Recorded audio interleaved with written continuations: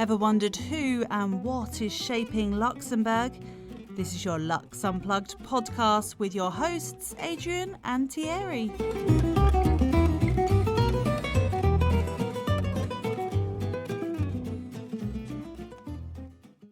Hi, I'm Thierry. And I'm Adrien. Welcome back to the Lux Unplugged podcast. In this episode, we get together with Gérard Hoffmann, CEO at Proximus Luxembourg. Gérard is a well-known Luxembourg figure in the sector of information and communications technology, or in short, ICT. This sector has been instrumental over the last few months, allowing the vast majority of employees to work from home uninterruptedly. For sure, Gérard is at the helm of one of the most important players in Luxembourg operating in this field. He will provide our listeners with valuable insight into this space. Most interestingly, the lockdown created unexpected opportunities for Proximus Luxembourg that are extensively covered in this episode. Given the ICT sector's growing importance in recent years, we will also discuss topics such as the potential of 5G networks, which are now being rolled out worldwide, and of course the controversial Google data center project in the north of Luxembourg. And not to forget the Luxembourg government's tremendous efforts to make the economy more attractive in the ICT field. But now, without further ado, our conversation with Gérard Hoffmann, CEO at Proximus Luxembourg. Gérard, thank you so much for joining us here on Lux Unplugged. Hello, glad to be with you. We've always got a favorite question before we dive into the actual subject. We always like to know who we're talking to. So, Gérard, how would you introduce yourself? Well, my name is Gérard Hoffmann. I'm the CEO of Proximus in Luxembourg. Proximus is the Belgian incumbent telco, which has a large subsidiary in Luxembourg. And in Luxembourg, we do stand for the brands of Tango and Telindus, used for the consumer and business markets respectively. I've been with the company since 1996, first as a non-executive board member and then since 2002 as a managing director. The company was acquired in two stages, the business branch in 2006 and the consumer branch in 2008 by Belgacom at the time, which is now Proximus. I'm the CEO of the entity since 2019, of the merged entity between the two different acquisitions. Before we dive into all the different questions about the career, but also about the different topics that is about Telindus and Proximus, why did you choose this career choice that you're working in? Oh, simply because ICT, which is a domain in which the company is active, is my passion since I'm a teenager. I actually got my first PC when I was 16. That was in 79, when this was still exceptional, at least in Luxembourg at that time. I did love mathematics and physics, and then I decided to study engineering in Switzerland first, and then in the US, in the heart of Silicon Valley at Stanford University, where I got my PhD. And since then, I've been addicted to this area, basically. I met numerous stars of the industry in the Silicon Valley at the time and made friends, which still serve my career today. Networking is very important in the ICT world. I came back in Luxembourg in 93. I could have stayed in the US easily, but I wanted to give back to my country in a way. So first, I did not find an adequate IT position, though I ended up to work for the steel industry for 10 years. And then I finally found what I liked. I met the founder of the company here in, when was it, 96. And then he asked me in 2001 to lead the Luxembourg branch, which was then and still is the most innovative and disruptive ICT company in Luxembourg in my eyes. And we have, of course, succeeded to keep it at the edge of progress ever since. Briefly for the listeners that have not been overly familiar with Proximus Luxembourg, because it's the merger happened quite recently. How would you briefly sort of touch upon it in terms of recent history and what's been the key highlights over the last, let's just say, couple of years? Luxembourg is a small country, and Proximus Luxembourg is, we should say, the second largest telco in Luxembourg and the largest IT company in Luxembourg. We do employ roughly 700 people and operate the two brands, Tango and Telindus, as I have already mentioned. We serve the telecommunications market, both for residential and business customers. We offer fixed and mobile telephony, internet and television services to residential customers and small businesses.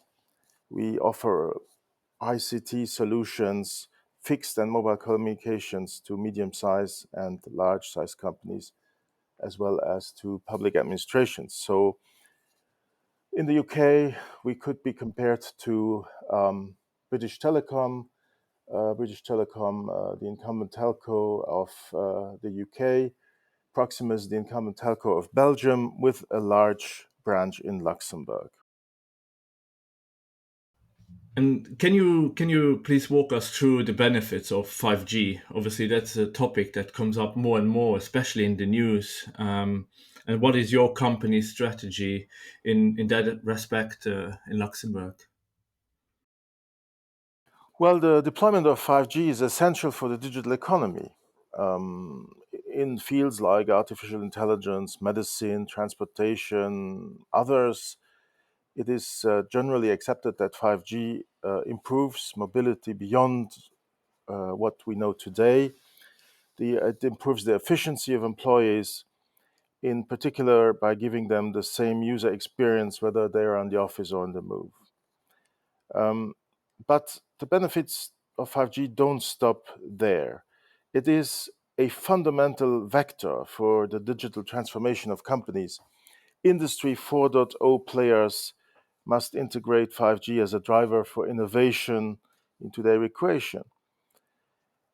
For example, they have always used various wired or wireless communication protocols developed over the last few decades, and 5G will play a key role in their development. With 5G, data collection can be standardized, particularly through the implementation of a private network based on network slicing, while respecting SLAs that are much more restrictive than those provided by the current 4G technology. The company can choose to route all collected data to local servers or to the cloud in a completely secure manner. It becomes a driver for business innovation, especially. So the most important impact, we believe, will be in the business world, and yet there are also consumer applications that will benefit, like artificial intelligence, but also augmented reality, virtual reality experiences, live entertainment, mobile gaming, etc. As far as we are concerned, our strategy is to deploy as rapidly as we can. We have taken part in the government consultation process that had been launched earlier this year, and we did now officially apply also for the allocation of the 700 megahertz and 3600 megahertz frequencies, which are complementary. We hope to be part of the telcos that will operate 5G in Luxembourg, and for that reason, we have already made several investments beforehand, notably in order to carry out the first 5G tests that have been made in Luxembourg last year. So we have always been leaders in the field of innovation in Luxembourg in mobile telco in any case. That is the image we cultivate. We were the first for 4G, we were the first for 3G, and now we have a 5G ready network core. The only thing that we are still missing is the frequencies, and then we are going to start right away. Recently, the pandemic that has wreaked havoc across the world has left a significant impact. My question to you is, how has the pandemic benefited your business, first of all? And we all know that many people had to stay at home for those that had a chance to work from home and to what extent would that provide tailwinds to your company in the long run? Well, I think everybody noticed in the market that teleworking has become the norm. Everybody, we know here around us is in teleworking still. Some companies are coming partially back to the office, but teleworking is still being continued. It was quite spectacular how the switch over to teleworking happened within the space of a single weekend. The whole country basically switched to teleworking. The whole economy was really spectacular. Now, for us, well, it was interesting in the sense that we saw a rising demand for virtual private networks and tokens from clients that needed to facilitate the teleworking for their employees. So obviously, we benefited to some extent from this trend, and that was the first wave. The first wave of the first couple of weeks of the lockdown was basically the switch to teleworking, and then came a second interesting evolution. That was the demand for IT cybersecurity skyrocketed. Also, we never saw such a boom of demand in that area. It's all about the challenges that clients encounter faced to the attacks of cyber criminals. Everybody working from home, clients or employees being connected day in, day out to their companies via the internet created obviously a fertile ground for cyber attacks. And well, it was easy to basically send malicious emails or give malicious calls to employees who were basically alone at home, and then were an easy victim for those calls. So it basically had to change towards a cybersecurity structured environment throughout, and that boom is still going on. We saw a 350% increase in such services over the last couple of weeks, and we are continuing to do everything possible to ensure the continuity of services for our clients through the deployment of new cybersecurity services. In your opinion, what is the global outlook for the ICT sector then? Not just only in Luxembourg, but as you mentioned before, you said that you have a lot of networking with a lot of people. So do you see similarities in the different countries in regards to the outlook? Well, I think the crisis has demonstrated that IT or digital tools have become the backbone of the modern economy. It's unconceivable today that companies would work without a digital infrastructure and without considerable investments into such infrastructure in the future. It's definitely one of the sectors that will benefit from the crisis, perhaps not in the very short term, because right now many companies are struggling to get back into business and getting used to living with the virus and the pandemic. But in the medium to long term, the crisis or the pandemic will definitely benefit the investment trends for our industry. So I'm quite optimistic, not only for Luxembourg, but for the world. And of course, increased investments into our sector will also accelerate the innovation speed and bring new solutions about that we don't even know about today. And that is going to be sort of a self-fulfilling, I would say, prophecy in a way.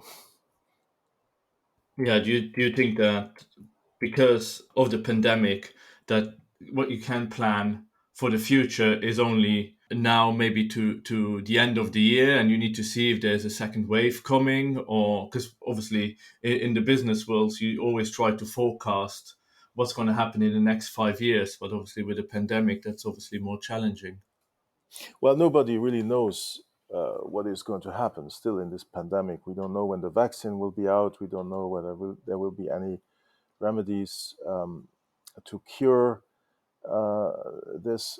And we don't know whether there will be a second wave. But at least here in Europe, the states have taken a lot of measures to prevent a second wave. So I'm quite optimistic that these lockdowns have paid off by the population becoming aware of how to deal with the virus and to prevent the second wave.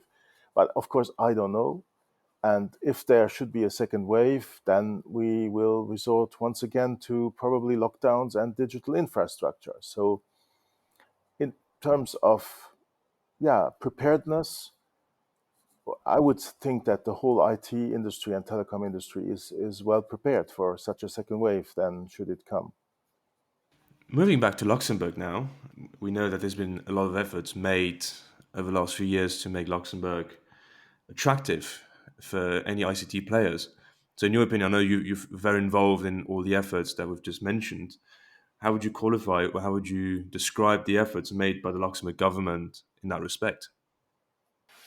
Yes, the Luxembourg government not only invested heavily in ICT over the last years, which made us very well prepared for the crisis, but also used the infrastructure now during the crisis to provide, for example, teleconsultation services for medicine or in many other administrative areas as well.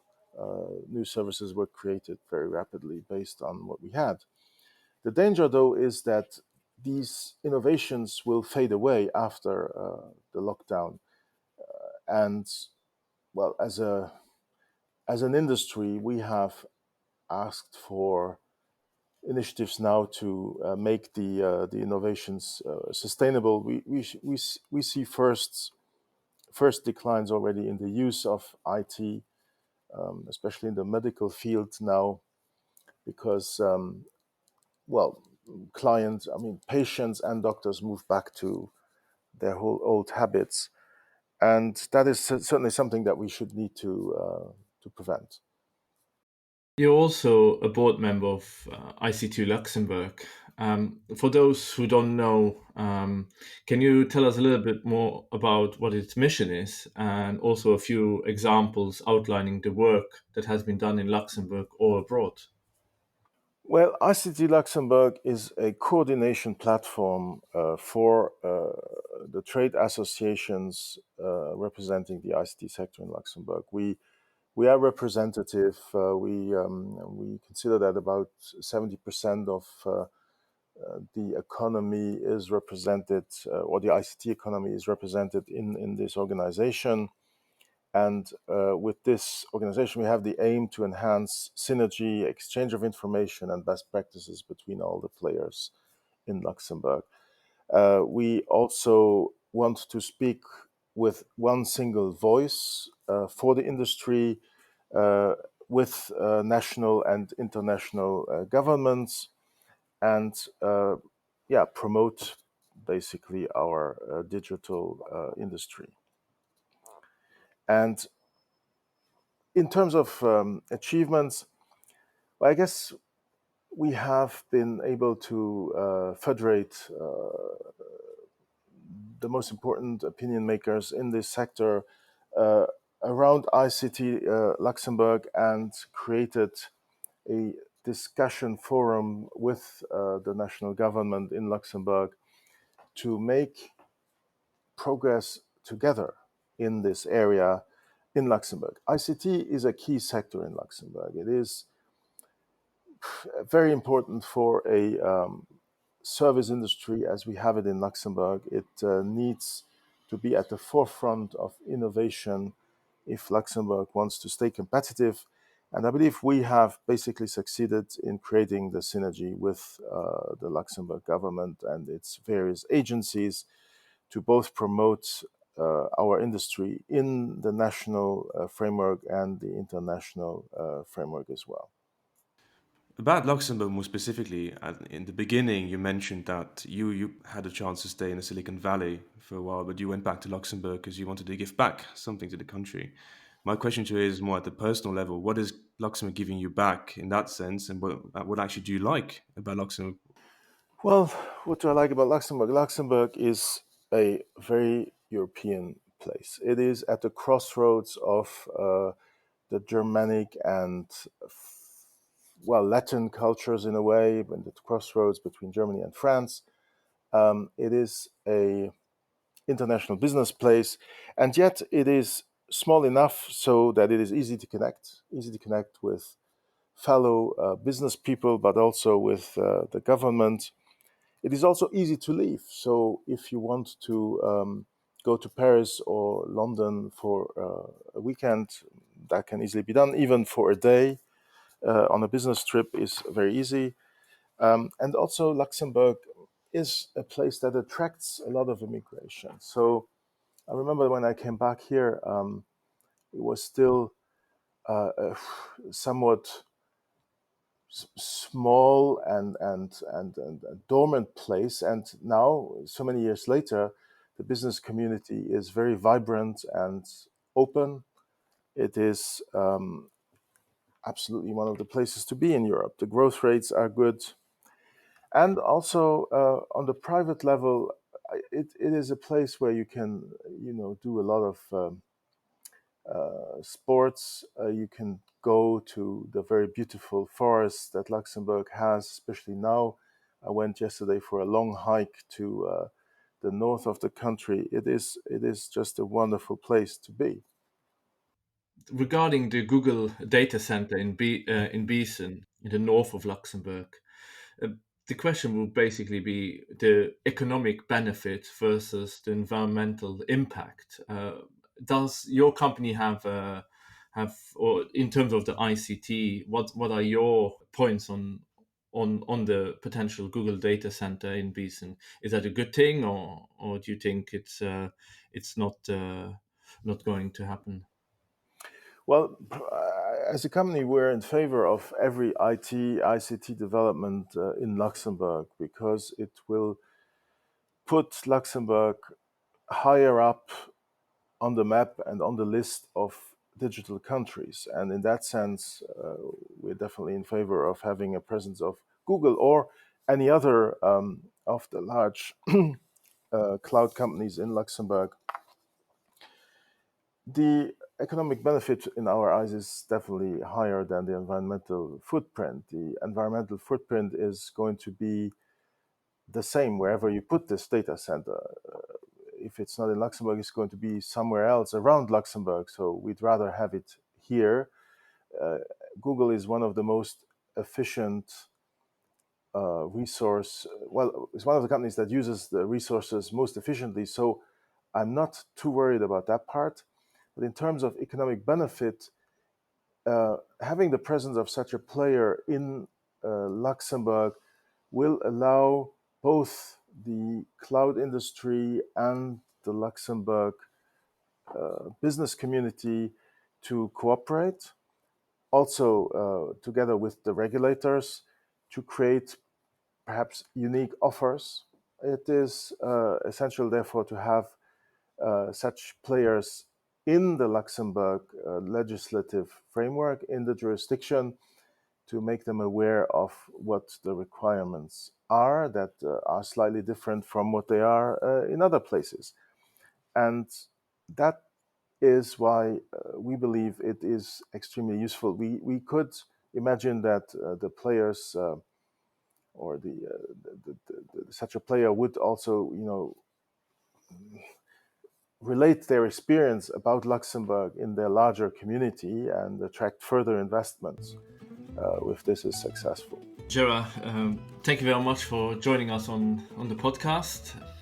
As we are closing up season 1 very shortly, we hope to speak to you again in season 2. It was a great pleasure. Thank you very much for having me. Thanks for listening to the LuxUnplugged podcast. Please share this podcast with friends and family and leave us a review on iTunes. Also, please don't forget to visit our website, LuxUnplugged.com. And see you next time.